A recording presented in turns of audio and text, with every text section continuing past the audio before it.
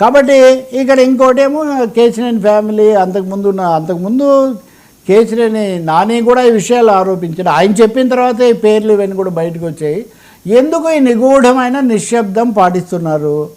ఇంకొకరి మీద వేరే వాళ్ళ మీద వస్తే చాలా తీవ్రంగా విరుచుకుపడేవాళ్ళు. ఇట్లాంటి వాటి మీద ఎందుకు తక్షణం కనీసం విచారించాలనో మధ్యంతర చర్యలైనా ప్రకటిస్తారు కదా. మేము విచారణ కోసం ఒక కమిషన్ వేస్తున్నామనో లేదా ఫలానా ఆయన చూస్తారనో క్రమశిక్షణ కమిటీ విచారిస్తుందనో ఎవరు మాట్లాడలేదు.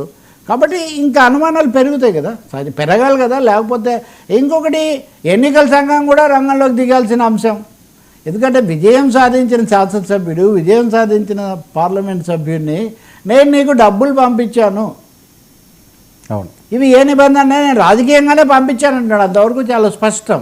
మరి ఎన్నికల సంఘం చాలా విషయాల్లో సరతో సహా చేసే ఎన్నికల సంఘం ఇద్దరు ప్రజాప్రతినిధులు బాహాటంగా సోషల్ మీడియా సాక్షిగా కూడా, ఎందుకంటే బలపరిచే మీడియాలో ఆయన్ని కూర్చోబెట్టి అడిగాయి, ఈయన కూర్చోబెట్టి అడిగాయి. కాబట్టి ఎందుకు చేయడం లేదు?